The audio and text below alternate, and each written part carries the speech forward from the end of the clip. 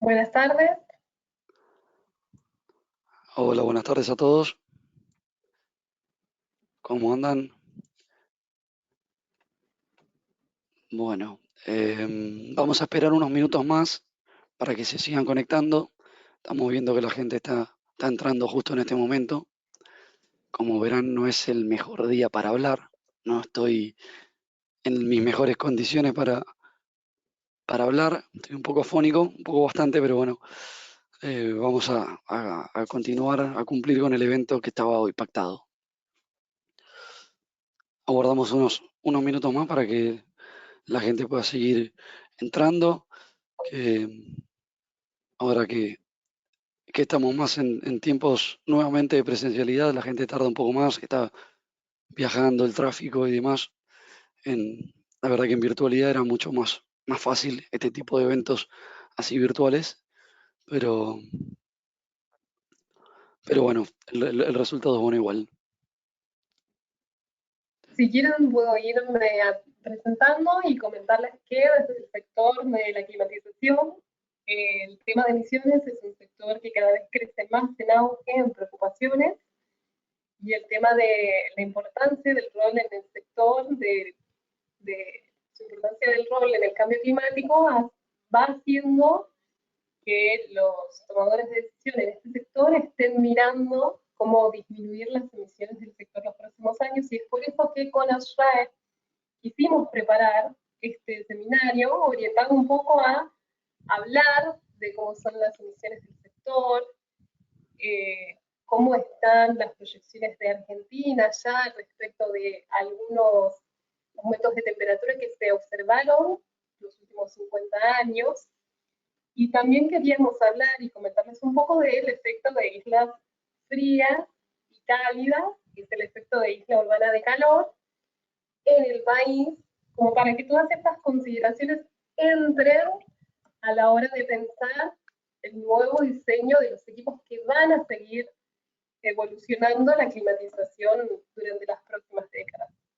Así que, si quieren, yo puedo ir arrancando un poco comentándoles Tranquila, que tranquila, Lau, que ya iniciamos. Démosle unos minutos más a la gente para que siga ingresando. Como pero verán, Laura está con todo hoy, tiene muchísimas ganas de iluminarnos con su conocimiento. Em, si quieren, les voy em, adelantando un poco. A ver, este tipo de eventos usualmente se inician con una breve presentación de la asociación, ¿sí? Una presentación institucional. Como dije, estoy un poco fónico, no la voy a estar haciendo el día de hoy, así que vamos a hacer una breve introducción, principalmente a Laura, que es quien nos acompaña hoy, y después vamos a darle el mando a ella. Em, Laura es licenciada en Ciencias Ambientales y nos conocimos haciendo una maestría que estamos finalizando los dos. Por suerte la maestría es multidisciplinaria y nos permite esto de estar vinculando personas que son de diferentes rubros, ¿sí? Entonces, un poco mi inquietud o la idea que dio origen a estar empezando o gestionando este webinar, este evento, fue el hecho de que yo percibo que se habla mucho en la calle del tema cambio climático e impacto ambiental, y sin embargo, la manera en la que se abarcan los proyectos de ingeniería de climatización se basan en las condiciones de diseño que son las mismas que tomamos hace 50 años y no tenemos ninguna pensado en hacer ningún cambio, ni siquiera futuro. Eh, por lo tanto, como que carece de lógica estar hablando de un cambio climático, un impacto ambiental, cuando las condiciones de diseño que usamos son exactamente las mismas y consideramos seguir usando las mismas. Entonces, por suerte, hablé esto con Laura ya hace un tiempo atrás. Creo que empezamos a hablar de este evento como en noviembre, diciembre del año pasado. y ella tiene muy buena información sobre estos cambios, ¿sí? Ella tiene información que nos va a permitir cuantificar, ¿sí? Tomar noción de, de cuáles fueron esos cambios en los últimos 50 años y cuáles van a ser los cambios si no se toma ninguna acción en políticas de impacto ambiental o políticas verdes, si se quiere llamar. Así que ese es el concepto con el cual empezamos a hacer este evento, este webinar, esta presentación. Laura tiene unos 10 años participando activamente en ONGs como Greenpeace y, y bueno, como dije, tiene muy buena información para traernos que nos van a permitir entender un poco mejor. Ella va a empezar con una introducción eh, para que nosotros entendamos cómo su rubro, ¿sí? El rubro del impacto ambiental, eh, ve a nuestro rubro, ¿sí? Cómo ellos ven que esto va a seguir avanzando, qué impacto estamos teniendo hoy y qué impacto vamos a tener en emisiones, y luego va a hablarnos de estos cambios que han ocurrido y que van a ocurrir, em, principalmente poniendo el foco en lo que son olas de calor e islas de calor. Esa es la introducción que tengo para ella. Así que ahora sin más le cedo la palabra. Gracias, Te Laura, por agradezco, estar con nosotros. te agradezco muchísimo a Rodrigo. Como les comentaba Rodrigo, vengo del tercer sector, del sector de las organizaciones civiles. Estuve los últimos 5 años coordinando campañas para Greenpeace y los años anteriores estuve trabajando en proyectos de restauración de humedales. Anteriormente había trabajado en empresas petroquímicas en el sector de ambiente. Y siempre estuve, por mi formación académica, ligada a temas ambientales. En la actualidad soy maestranda de biomasa de la UTN y es natural que nos hayamos cruzado con Rodrigo pensando en cómo van a ser el ingreso de las renovables en el país. Muy bien, estamos acá para hablar de las emisiones en el sector de climatización, del presente y el futuro de las olas de calor en nuestro país y del fenómeno de islas de calor en Argentina. Empecemos por hablar de cómo son las emisiones en el sector de la climatización. Aquí tenemos una slide que muestra lo que piensa el director ejecutivo de la Agencia Internacional de Energía, justamente porque la demanda de energía para climatización es el consumo de más rápido crecimiento en edificios, y la Agencia Internacional de Energía estima que las próximas 3 décadas se van a comercializar a razón de 10 aires acondicionados por segundo, así como le estoy diciendo. En realidad, en el 2018 ya se estaba viendo en el planeta que había una gran concentración de aires acondicionados en los países más desarrollados, que son Japón, Estados Unidos, Arabia Saudita y China. Viene con un 60% de la ocupación. En 2020 estimamos unos 1.900 millones de unidades de aire acondicionado funcionando. Tengamos en cuenta que las unidades de aire acondicionado consumen entre la tercera a la quinta parte de la energía de un edificio y están usando en la actualidad el 10% de la energía global. Investigadores del laboratorio Lawrence Berkeley, la Agencia Internacional de Energía y el Rocky Mountain Institute concluyeron que solamente los equipos residenciales van a estar emitiendo durante las próximas 3 décadas 130 gigatoneladas de dióxido de carbono equivalente a la atmósfera. Esto es entre la actualidad y 2050. ¿Cuánto significan 130 gigatoneladas para el planeta? Si nosotros miramos el presupuesto de carbono global, que quedan tanto para un aumento de temperatura de 2 grados, como para un aumento de temperatura de 1,5 grados, que son los presupuestos de carbono que los científicos modelan. En el caso del escenario de aumento de temperatura hasta llegar al 1,5 grados de aumento de temperatura, nos quedan solamente 303 gigatoneladas de dióxido de carbono equivalente, o 7 años para alcanzar el aumento de temperatura de 1,5 grados. Espero que estén pudiendo observar esta calculadora del presupuesto de carbono global que trabajan especialistas que se manejan con datos del panel intergubernamental. Sí, sí, se ve Ahora, perfecta. Se ve perfecta la volviendo calculadora. esto Lau, de esta entonces, gigatonelada, ¿me escuchás? te escucho. Para, para que a la gente le quede más claro, entonces, el presupuesto de carbono, ¿qué sería, Lau?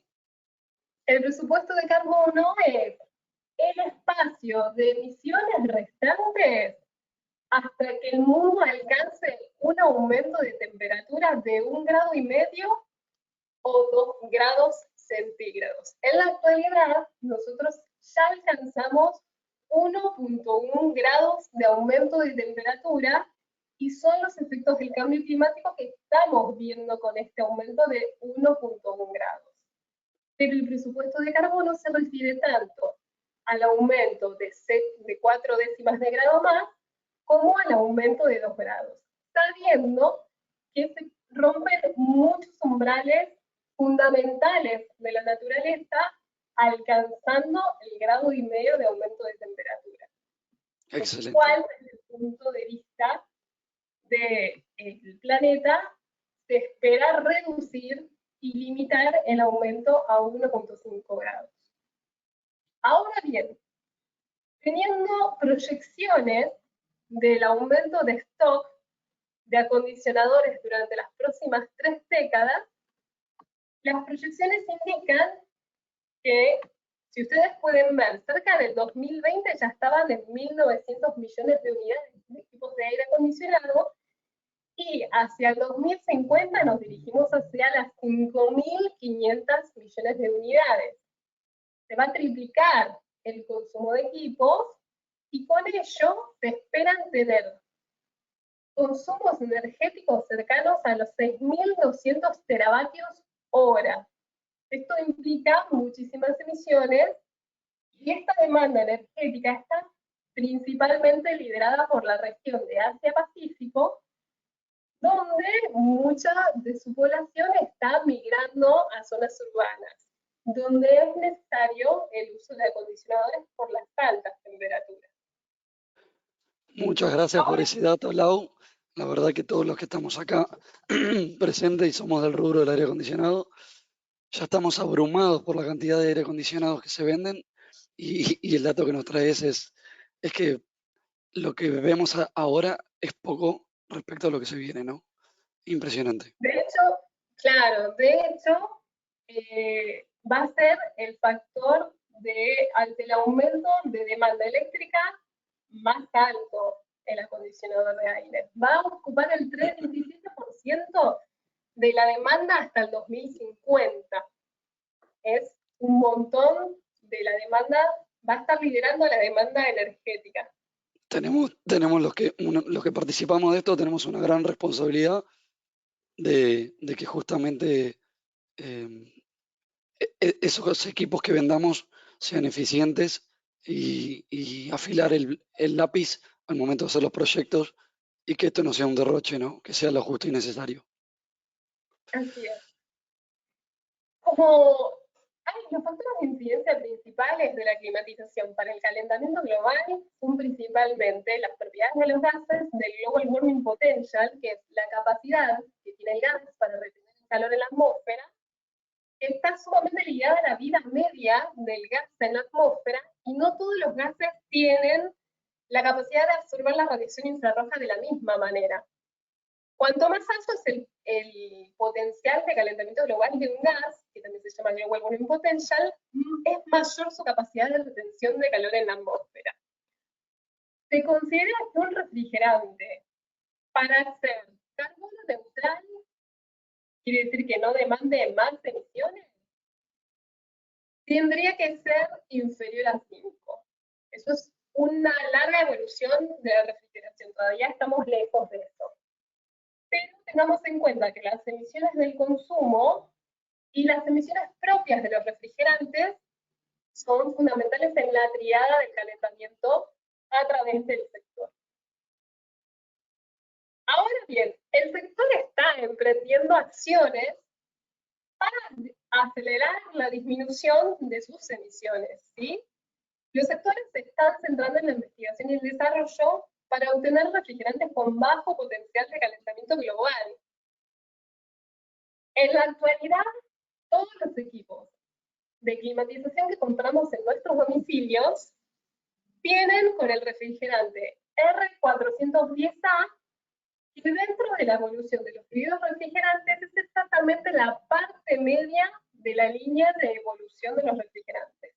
Al principio teníamos los clorofluorocarbonos, que fueron sacados de circulación por el poder destructivo de la capa de ozono, y para disminuir la destrucción de la capa de ozono se introdujeron los hidroclorofluorocarbonos que tenían una molécula de cloro menos, que son las que rompían la molécula de ozono. Cuando se vio que los hidrofluorocarbonos tenían un potencial de calentamiento global altísimo, ya teníamos el problema del calentamiento global. Entonces tuvimos que migrar hacia los hidrofluorocarbonos que tienen menor potencial de calentamiento global. Pero en la actualidad nos encontramos varados en los hidrofluorocarbonos, en todo lo que es desarrollo de equipos domiciliarios y residenciales, y el resto de los refrigerantes que aparecen en la escala, que son los hidrocarburos y las hidrofluoroolecinas, son utilizadas solamente en algunos casos. Los hidrocarburos son refrigerantes naturales que se pueden utilizar para heladeras. No se pueden utilizar en equipos residenciales por su inflamabilidad. Y las hidrofluoroolecinas son compuestos que no tienen ni poder destructivo del ozono y no tienen ningún poder de calentamiento global porque tienen enlaces dobles, entonces son muy inestables, tienen muy poca vida media en la atmósfera, no subsisten cuando están expuestas a la luz solar, reaccionan con radicales libres, pero estas hidrofluoroolecinas están confinadas en la actualidad al uso en grandes sistemas de refrigeración como hoteles de lujo de gran envergadura. Por lo cual, aunque la línea evolutiva está un poco avanzada, lo que es equipos domésticos todavía está en la mitad, en los hidrofluorocarbonos.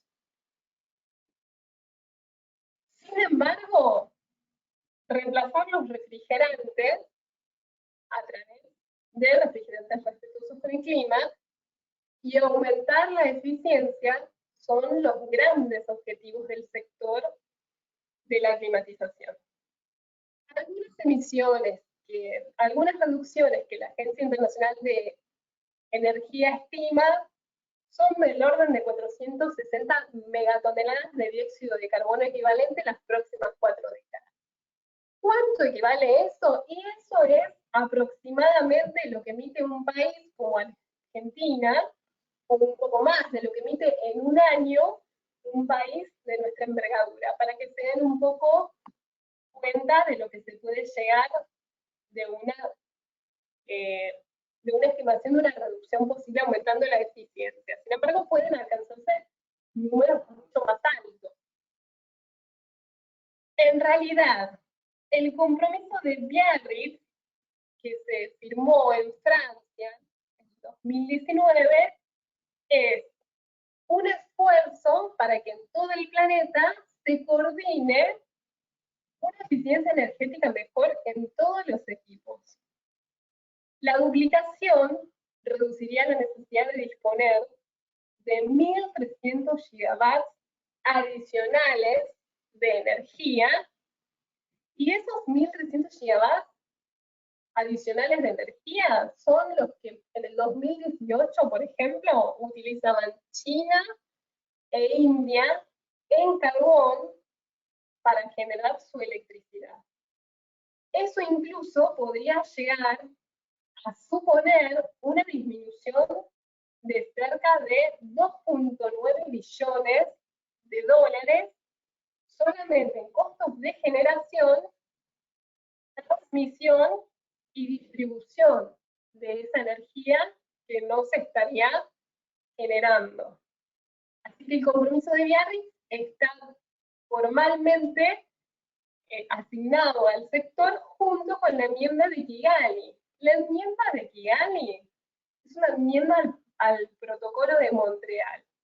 El Protocolo de Montreal es el documento, parte del Convenio de Viena, que se refería a los hidrofluorocarbonos. Ahora bien, ya que los hidrofluorocarbonos son regulados por el Protocolo de Montreal, la enmienda viene a regular que se congele el consumo de los hidrofluorocarbonos a más tardar entre 2038 y 2047. Se podría alcanzar a la mitad de siglo, al 2050, una disminución de 1/10 de grado de calentamiento, en el caso de que la enmienda sea efectivamente aplicada en todo el planeta. Y además, hacia el 2100, si la enmienda es efectivamente aplicada, se podrían disminuir hasta 0,4 de grado. En el 2060, previamente, se supone que la gran parte de los países, incluidos China, estarían alcanzando la carbono neutralidad de las emisiones. Pero eso es algo que aún está muy incipiente y muy en desarrollo, ya que sumideros de carbono naturales solamente están pudiendo contener 11 gigatoneladas anuales, es algo así lo que se estima, mientras el planeta está emitiendo 42 gigatoneladas anuales. Así que se necesita la generación de sumideros de carbono. ¿Qué son estos datos que estoy poniendo en esta slide? Bueno, el INTE informa que en Argentina tenemos la mala costumbre de, aunque tenemos la sugerencia de utilizar los aires acondicionados a 25 grados, los ponemos a 22. Entonces, la diferencia de esos 3 grados hace que aumente la demanda de energía, y si nosotros pusiéramos los acondicionadores efectivamente a 25 grados, como se recomienda, podríamos tener un ahorro de 900 megavatios a nivel nacional. O sea, si esto se practicara en todo el país, si todos pusiéramos el termostato a 25. Eso sería 1,5 veces la capacidad de potencia de la central de embalse. Entonces es como para considerar que realmente pongamos a los termostatos en 25.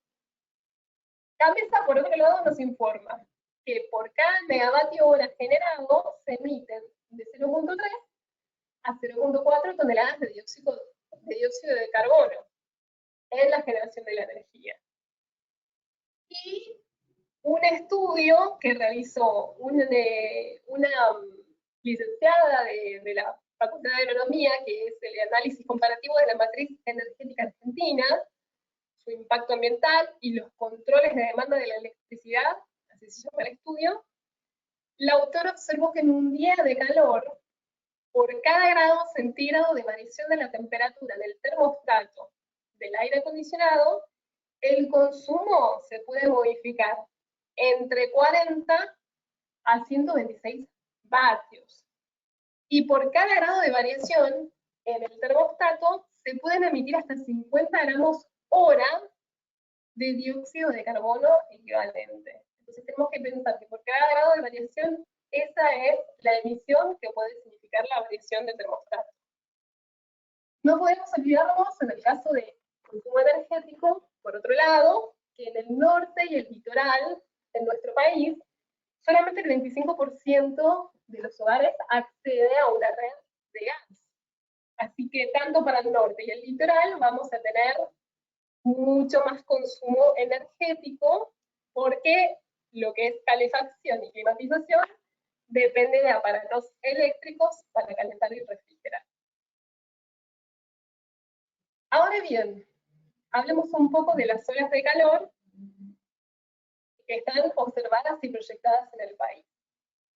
Antes que nada, sepamos que una ola de calor es la persistencia de temperaturas extremas por encima del 90% de las temperaturas que se observan durante al menos 3 días consecutivos. Bien, los cambios observados en la temperatura por el grupo de gente que modela y proyecta los cambios en el país ha sido de medio grado de aumento. En el mapa de la izquierda tenemos el campo medio de la temperatura media anual, y en el mapa de la derecha tenemos las variaciones que se dieron de 1960 a 2010. Como pueden ver, en la mayor parte del país aumentó medio grado la temperatura, salvo en el centro del país, donde incluso existieron disminuciones de temperatura, algo que no sale tanto en los medios, pero fue así. Y esto se debe un poco a que tenemos condiciones oceánicas y que hay fenómenos como la niña y el niño que morigeran o repercuten aún más o acentúan aún más el efecto del cambio climático. Pero durante 1960 a 2010 tenemos medio grado de aumento, salvo en Patagonia y en parte de Cuyo, como pueden ver, y cerca de Buenos Aires, donde hubo un aumento de 1 grado de temperatura. La temperatura mínima tuvo mayores aumentos que la máxima. En Patagonia no. En Patagonia la temperatura máxima tuvo mayor aumento que la mínima, e incluso en algunas partes la Patagonia sí superó el grado de aumento de temperatura. El noroeste es bastante cálido de por sí y la temperatura supera frecuentemente los 40, con máximas de más de 44 grados. Así que lo que se observó fue estos aumentos y disminuciones de temperatura. Es muy interesante, Lau, lo que compartiste sobre el fenómeno de la niña y el niño, para aquellas personas que capaz no están tan interiorizadas con el clima en Argentina o en la región, sepan que de repente existen fenómenos que son propios de una región, ya sea de nuestra región latinoamericana o de nuestra región puntual de Argentina o incluso de alguna provincia, que hacen que existan microclimas que de repente con un estudio de estimación global, como de repente puede ser esas estimaciones que hacen vía imágenes satelitales o obteniendo información satelital, no pueden estimar, ¿sí? O sea, en esos algoritmos donde se cargan todas las variables climáticas para poder estimar los cambios climáticos, no logran modelizar estos cambios que son muy puntuales de repente, como dije antes, una región o localmente. Entonces, Sí. de repente, esta información que Laura nos trae es muy importante porque es particular para Argentina, o sea, es una información que no solo se nutrió de los modelos de estimación satelital globales, sino que además se nutre de otra información adicional que es propia de nuestra región y bueno, ya sé que sea mucho más preciso. Sí, respecto a eso vamos a tener una slide que va a decir un poco qué es lo que hay que tener en cuenta en los diseños de equipos respecto de los fenómenos regionales.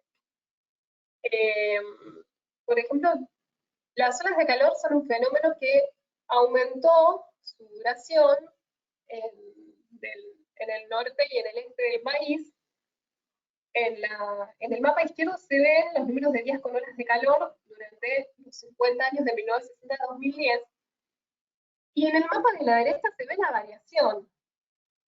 Se ve que en algunos lugares donde se encontraron esas olas de calor, disminuyeron, pero en algunos duplicaron su frecuencia, y en algunos hasta la cuadruplicaron. Y la verdad es que se proyecta que en el noroeste, por ejemplo, o que haya variaciones durante las próximas 2 décadas, de hasta 2 olas de calor en la zona sur de Buenos Aires, y subiendo por el norte del país, se llegue en el noroeste a tener 70 olas de calor por año. Eso es muchísimo. Entonces, Lau, ¿qué se entiende por ola de calor? Para que la gente entienda. sí, las olas de calor son extremos térmicos superiores a lo que se observa en el 90% de los casos, con una duración superior a los 3 días.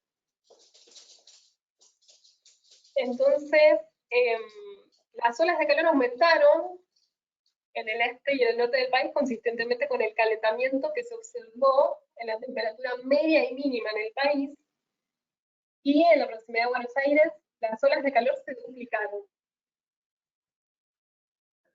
Aquí cosas que no quiero olvidar decir.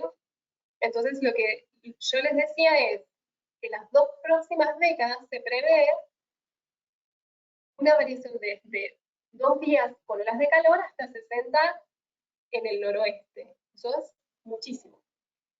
Y es más, si nosotros, cuando los especialistas del CIMA, que es el área de expertas de la Universidad de Buenos Aires, que es la que se encarga de las proyecciones climáticas, cuando se refiere a un escenario de emisiones sin restricciones, hacia fin de siglo, hacia el 2100, la región noroeste en ese escenario puede llegar a experimentar, hacia el 2100, hasta 100 días al año con olas de calor, en un escenario de emisiones sin restricción. Así que Está clarísimo que 100 días de ola de calor no es un ambiente donde se pueda vivir, ¿no? Exactamente. Sería totalmente hostil para la vida humana.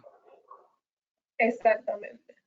Una ola de calor que fue paradigmática y que llamó muchísimo la atención de los expertos y que se estudió mucho fue la ola de calor de diciembre de 2003, y probablemente la recuerden porque esa ola fue muy extensa, duró cerca de un mes de duración, fue la ola más extensa de todos los registros del Sistema Meteorológico Nacional, y además estuvo exponiendo a 52 ciudades y afectó a 20 millones de habitantes.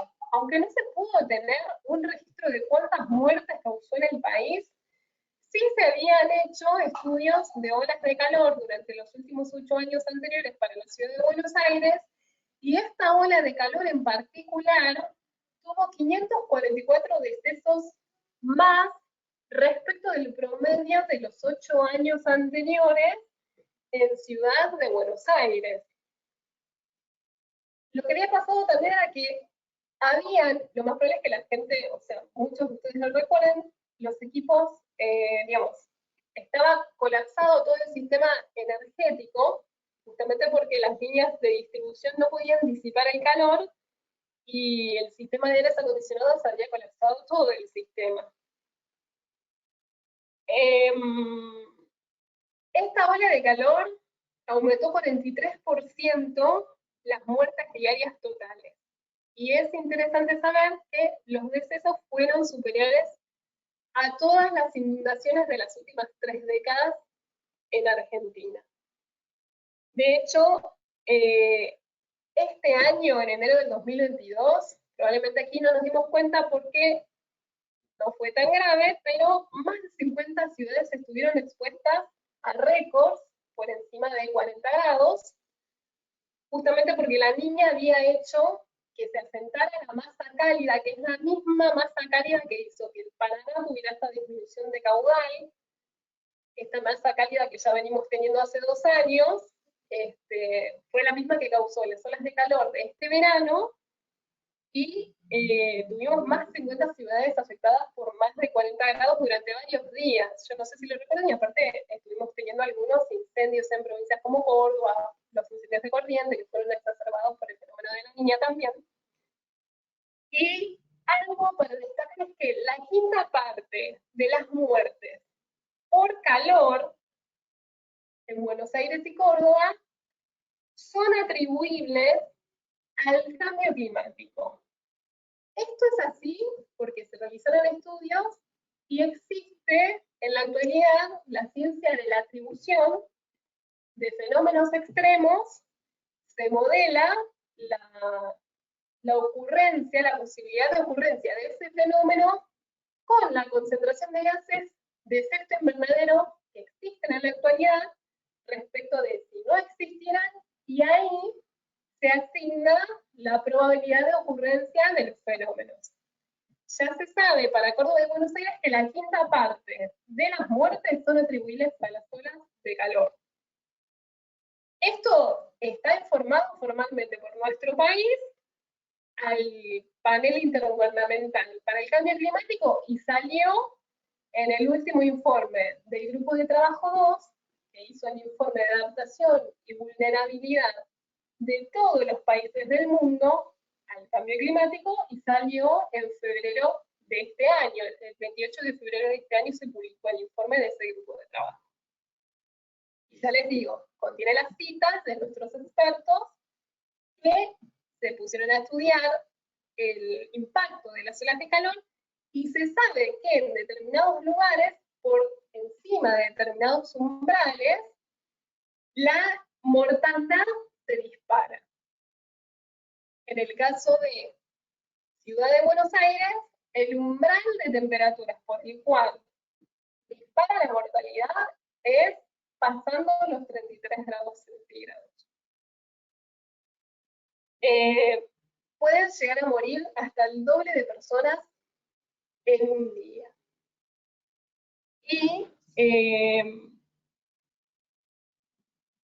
particularmente para el caso de las olas de calor, se puede tener, en el caso de esta ola de calor de diciembre del 2013, se había aumentado un 14% la probabilidad de muerte, sobre todo en los grupos de edades y sexos, pero era mucho más alta para las personas por encima de 84 años y para los menores de 15. Estas porcentajes pueden ser extrapolables. Rodri, no quería interrumpirte, no sé si vas a decir algo. No, está bien. Solo decir que son muy impactantes las cifras que estás diciendo. Hablando de proyecciones térmicas a 2040, que es a lo que se refería Rodrigo, este grupo de estudio de la Universidad de Buenos Aires, que es el CIMA, es el Centro de Investigaciones del Mar y la Atmósfera, que es el que informa al panel intergubernamental de cambio climático cuáles son las proyecciones modeladas de cambio climático para la Argentina. Trabajan con modelos climáticos que son sistemas de programas informáticos que representan numéricamente los procesos atmosféricos, los procesos físicos, los oceanográficos, los procesos que ocurren en la criosfera y la superficie terrestre. Pueden simular las características globales del clima, su pasado reciente, pero lo que no pueden representar adecuadamente, como decía Rodrigo, es la variabilidad interdecadal del clima, y tampoco pueden proyectar adecuadamente lo que son los fenómenos regionales como el niño y la niña. Ahora bien, volviendo a las proyecciones térmicas a 2040, se toman siempre hipótesis de escenarios de emisiones para construir esos modelos. En el caso de hasta el 2040, hay estimaciones que tomaron emisiones de emisiones moderadas. Este escenario es el Representative Concentration Pathways 4.5, que es el que se puede ver a la izquierda, y al 2040 está representando un aumento limitado de las temperaturas, y pueden ver, es desde medio grado hasta 1,5 grados en el norte. Y por el lado derecho del mapa tenemos al Representative Concentration Pathways 8.5, que es un escenario de emisiones con menos restricciones, son emisiones más del business as usual, como les venimos con la tendencia que viene, con la tendencia que viene dándose. Y ese escenario, el 2040, muestra que el aumento de temperatura baja y se dirige un poco más, como una cuña de aumento de temperatura, llegando más a la provincia de San Juan, pasando por Catamarca, y es un poco más acentuada también sobre Formosa. Entonces, la extensión de ese aumento térmico, según este modelo, es más extensa sobre el país. Ahora, lo que sí ocurre es que las proyecciones muestran un aumento de temperatura de 1 grado a 2040 en todo el país. Cuando de 1960 a 2010 se observó el aumento solo pasó el grado de temperatura en Patagonia, pero no en el resto del país. En cambio, esta observación, esta modelación implica que hay una aceleración del calentamiento, porque los próximos 20 años va a haber un aumento de 1 grado asegurado, según los modelos, según 42 modelos. Entonces hay una aceleración del calentamiento. Durante 50 años fue en la mayor parte del país de hasta medio grado, y las próximas 2 décadas va a ser de 1 grado. Se acelera muchísimo el calentamiento. Y una de las estudiantes de ambientales que había realizado el estudio de la matriz energética que antes mencioné, dijo, o mejor dicho, en su estudio se arroja que este aumento térmico va a elevar hasta 2040, sí, hasta cerca del 2040, 2047, va a elevar un 7% el consumo energético en todo el país, justamente ligado también a las necesidades de climatización por los aumentos térmicos. Ahora, quiero que hablemos un poco, antes de cortar con esas ideas, vamos a volver después, pero antes hablemos un poco de algo muy fundamental para el diseño de los sistemas de refrigeración, que son las islas urbanas de calor y frío. Los materiales de las construcciones, la liberación de calor a través de los equipos y el transporte son los que generan el efecto de isla urbana de calor, que tienen una diferencia respecto del ambiente circundante, que suele estar en el orden de 3 grados centígrados, dependiendo de dónde se trate, y también repercute en este efecto de isla de calor la falta de espacios verdes y la falta de eficiencia en el diseño arquitectónico de los edificios. Entonces, los registros de nuestras ciudades y los ambientes muy próximos a ellas han ido cambiando con el crecimiento de las ciudades del último siglo. Entonces, como les decía, quiero que quede claro que todo lo que es hormigón, cemento, asfalto, genera una diferencia positiva de temperatura, justamente porque emite radiación infrarroja de onda larga cuando absorbe la radiación solar, y este fenómeno se produce en todas las ciudades. Ahora bien, en Argentina,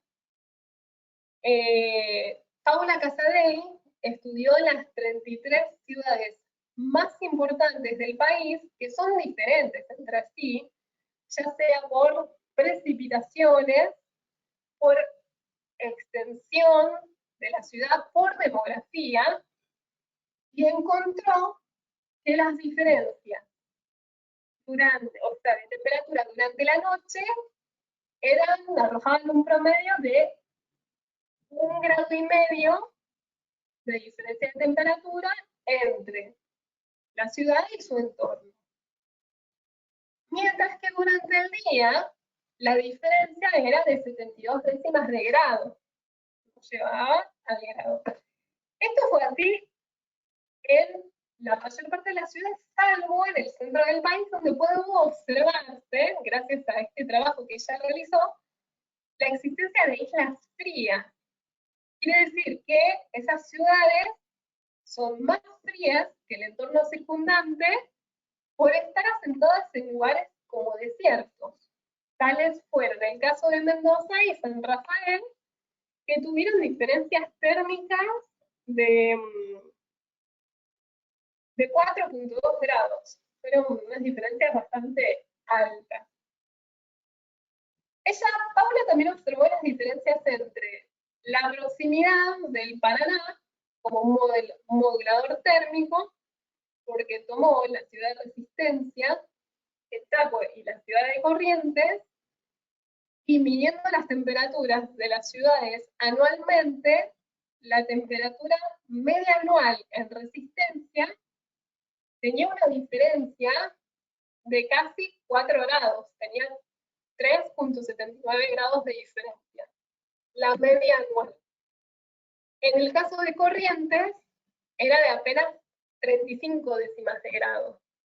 Entonces la tesis también concluyó que los grandes cuerpos de agua y humedales también actúan como moduladores térmicos de este efecto de las islas de calor. La que tuvo la mayor temperatura dentro de las ciudades que estuvieron fue Oberá, que fue emplazada en un entorno que era selvático, entonces tiene una temperatura 4.3 grados por encima del entorno exterior.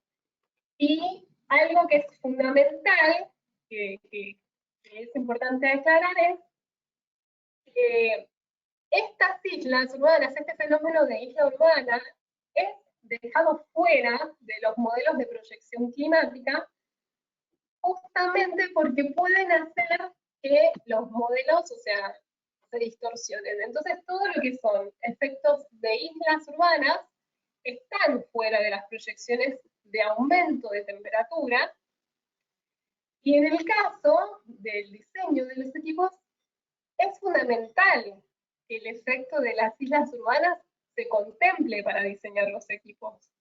Porque si tenemos diferencias térmicas por ese fenómeno que es un fenómeno diario de ocurrencia natural de las ciudades, es natural que nos integremos al diseño de los equipos. Entonces, para contemplar los modelos climáticos, cuando tengan que pensarse en el diseño de los equipos, no está bien filtrar el efecto de las islas urbanas, sino fundamentalmente apuntarles, porque la sensación térmica local es fundamental para el diseño. Y por otro lado, los modelos que justamente no pueden representar bien al fenómeno de ENOS, que es el del niño o la niña, deberían ser contemplados lo mejor posible por los especialistas locales que tenemos para el diseño, y lo mismo con los fenómenos interdecadales. Entonces, en el caso de que tengamos que pensar en el diseño de equipos, sería bien mirar lo que se informa a la Convención Marco, lo que Argentina informa en sus capítulos regionales, pero también pedir que se evite ese filtro de islas urbanas. Y finalmente, quiero cerrar mostrándoles un video de la Agencia Internacional de Energía, que no tiene buen audio para la reproducción, pero sí es interesante que miren los números. Yo voy a tratar de hacer una traducción, pero el video es un poco rápido, está en inglés porque la Agencia Internacional de Energía trabaja en inglés, pero tiene los números que dan cuenta de cómo es el efecto del impacto del sector de la climatización. Así que esperen que lo vamos a reproducir. A ver si lo pueden ver. Ahí lo corté.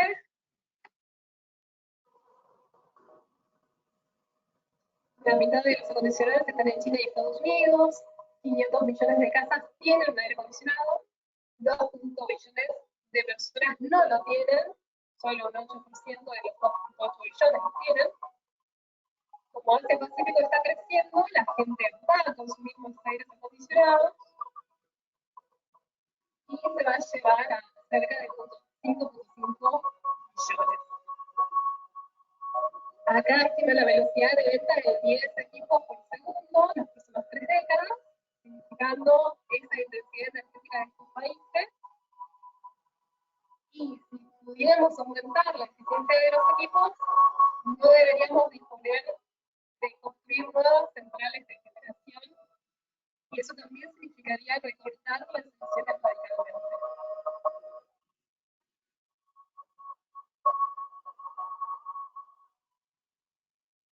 Bueno, la Agencia Internacional de Energía es un organismo muy activo con todo el sector de climatización y tiene muy buenos estudios, así que les recomiendo que todo lo que sea diseño de equipos también pase a través del filtro de la Agencia Internacional de Energía, me imagino que sí lo hace, de todo el planeta, y que también contacten a los expertos del Centro de Investigaciones del Mar y la Atmósfera de la Universidad de Buenos Aires, que son nuestros expertos informando al panel intergubernamental de cambio climático.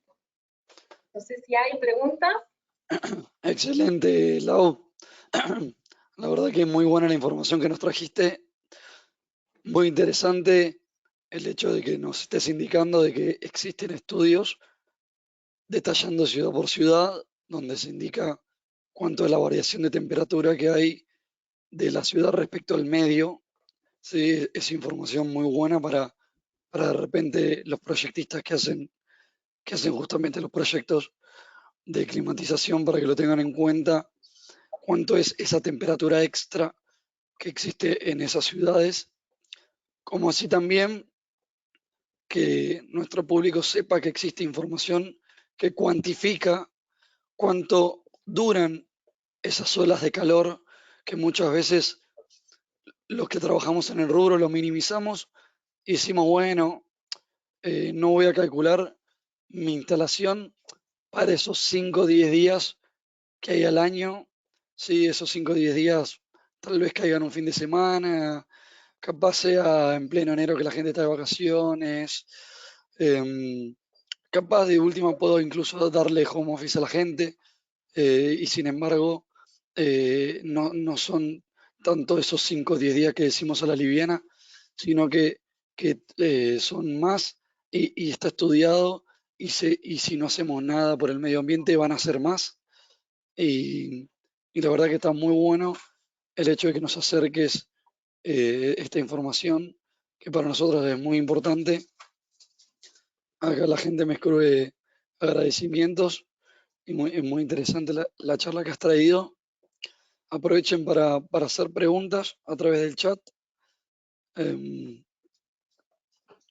algo de eso que nos dije es que ahora con el aumento que tenemos, las horas de calor aumentaron 5 veces su frecuencia y en un mundo de 1.5 grados van a aumentar 8. Eso es lo que dicen nuestros expertos del panel intergubernamental. Bien, bien. Bueno, tengo una pregunta acá, pero muy específica del rubro, no es tanto para vos. Flavio Fernández nos comenta cuándo vamos a empezar a considerar en serio en la industria las celdas Peltier para ayudar al medio ambiente. Es una pregunta muy específica de la gente que de nuestro rubro, no es una pregunta tanto para Laura. De todas maneras, aprovecho para responderte. Las celdas Peltier, a diferencia del ciclo frigorífico por compresión, como nosotros lo conocemos, bueno, justamente carece de un refrigerante y de un compresor y demás elementos necesarios para cumplir un ciclo frigorífico, pero no por eso es un sistema más eficiente, ¿sí? Es un sistema más simple, menos complejo, libre de ruidos y vibraciones, que tiene aplicación para algunos casos, pero no por eso es más eficiente que lo que hoy tenemos. Sí, sería interesante encontrar más soluciones, así como fue el hecho de que en la industria apareciera lo que es el inverter o la modulación de la velocidad del compresor, que aún hoy en día, después de años de que esto existe, sigue siendo una novedad para muchos. Así como apareció esa tecnología, sería muy bueno que sigan apareciendo más. No sé si el futuro es hacia refrigerantes cada vez más eficientes o incluso tal vez otro método de refrigeración que no involucre refrigerantes. Nosotros acá no somos quienes para definir eso, hay mucha gente seguramente estudiándolo con los recursos necesarios para hacerlo. A ver, acá alguien me hace una pregunta, Enrique Vázquez. En la crisis del petróleo de la década de los 70, los países europeos tomaron serias medidas para las características constructivas y lo exigieron. Supongo que te estás refiriendo a características constructivas de las casas o de los inmuebles. No sé si es eso a lo que te referís, Enrique Vázquez. Y, y luego pregunta, ¿por qué no se generalizan, no? Seguramente. Eso Em, depende plenamente del desarrollo arquitectónico que se está teniendo en la actualidad, que está muy orientado al consumo energético externo, lamentablemente, pero sí es real y se puede ver en cualquier ciudad, especialmente, bueno, acá, que todos los edificios construidos antes o cerca de la crisis del petróleo son energéticamente mucho más fuertes y tienen están más aislados de las condiciones climáticas externas y ojalá se siguiera construyendo como se construía en esa época y se tuviera muchos más espacios verdes que no se están teniendo en muchas ciudades.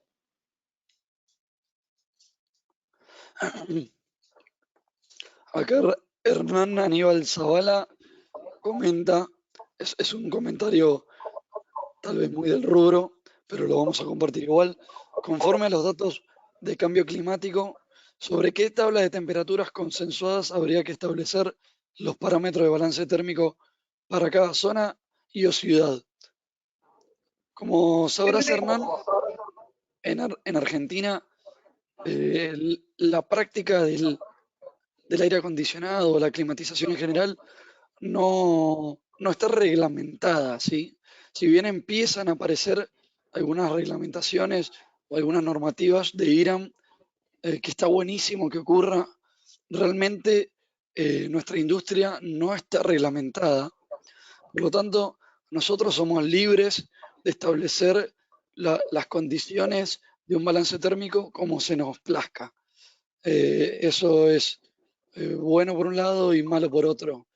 Em, por eso, por eso un poco muchos se remiten a bibliografías como la de ASRAE, ¿sí? Para tener un sustento, para decir, bueno, yo hice un balance térmico en base a algo, pero también somos conscientes de que esas bibliografías no se actualizan con la frecuencia que se tendrían que actualizar, y por eso es un poco que la convocatoria que nosotros desde ARRA le damos a Laura, porque ella tiene esa información de decirnos, che, hay estudios, no dice quiénes, ¿sí? Que están enfocados a eso, que están viendo, che, mirá, en los últimos 50 años aumentó la temperatura en tales regiones, ojo con tales ciudades, tienen desvíos de temperatura respecto a su entorno. Es información que al proyectista con criterio le sirve, pero bueno, no vas a encontrar en ningún lado alguien que te establezca en una tabla, che, tenés que usar estas condiciones porque nunca las tuvimos y no las tenemos. Bueno, si no hay más preguntas, quiero agradecer a todos el espacio. No sé si quedan preguntas, pero quiero agradecer que el espacio para poder hablar de temas que le preocupan mucho a la sociedad y el sector de climatización tiene que ir mirando y tiene muchos especialistas que pueden contribuir a la tarea del diseño de los nuevos equipos. Como mencionaba, personas de la Facultad de Agronomía de la Universidad de Buenos Aires, con estudios puntuales de estas ciudades principales del país, más los expertos del panel intergubernamental que son parte del Centro de Investigaciones del Mar y la Atmósfera de la Universidad de Buenos Aires. Entonces, hay toda una gama de especialistas que pueden ir condensando la información local para pasarla al sector de la industria y que de esa manera los equipos puedan responder a una realidad cada vez más palpable, que es el aumento de temperatura en el país y cómo van a estar afectados los consumos respecto de las olas de calor que se esperan mediante las proyecciones que van trabajando en el Centro de Investigaciones del Mar y la Atmósfera. ¿Quedaron más preguntas, Rodrigo? Acá hay un comentario que creo que es interesante y vos podrás aportar. Laura, en el grupo de trabajo que mencionas, ¿se estudia la variación del nivel del mar con esas variaciones de 3 grados? Yo supongo que lo que está refiriéndose es en el caso de que nos consumamos el cupo de carbono e incluso lo excedamos, nos vayamos por encima de los 2 grados, ¿qué pasaría con el nivel del mar en ese caso? No sé si tendrás algún detalle de información de darnos qué tan catastrófico podría llegar a ser un escenario así. Sí, se estudian, desde luego que están contemplados. Y Jorge Codiñoto además hizo todo lo que es el estudio de la erosión costera, todo por el aumento. La erosión costera está ocurriendo ahora en todas las costas del país. Eso está bastante bien estudiado, modelado. Estos investigadores, naturalmente que también proyectan los aumentos del nivel del mar y cómo van a afectar al país. Así que eso sí está informado en las comunicaciones que le hacemos a la Convención Marco, eso está disponible en internet, eso está y actualizado, y de todas formas siempre pueden contactarse a estos expertos, al Centro de Investigaciones, son muy accesibles y puede llegar a hablarse con ellos, pero está, y también hay libros publicados sobre cambio climático y políticas en Argentina que son digamos, para entender bien, sin ser experto, cómo el cambio climático está afectando al país. Y hay un capítulo especialmente dedicado a todo lo que es el aumento del nivel del mar. Este es el libro, por ejemplo, y está explicado para personas no especialistas. Es un libro de difusión justamente de nuestros grandes especialistas de cambio climático, que se refiere a todo eso, y en que está incluida la proyección del nivel del mar sobre los niveles actuales de fin de siglo. Excelente, Laura. La verdad que agradecerte espero que la voz me deje terminar, agradecerte por compartir con nosotros, por cumplir con el horario incluso, porque arrancamos más o menos y 10 y para las 8 habías terminado, así que cumpliste perfectamente con el horario, cumplimos con la audiencia. La verdad que la información que nos brindaste para mí es excelente y creo que muchos de los que estamos acá lo comprenden. Toda la gente que se incorporó a esta charla se quedó hasta el final, no se fue nadie, así que eso habla muy bien de la información que nos compartiste. Y bueno, sin más, ahí Laura deja sus contactos para que ustedes puedan comunicar con ella y pedirle toda la información que quieran al respecto. Ella seguramente con mucho gusto los va a estar ayudando o asesorando. Y bueno, próximamente tendremos otra charla como esta a final de este mes. Espero haber recuperado la voz para aquel entonces. Y bueno, muchas gracias por su tiempo y hasta la próxima. Saludos. Muchísimas gracias a todos y a Israel. Muchísimas gracias por encararte. Gracias.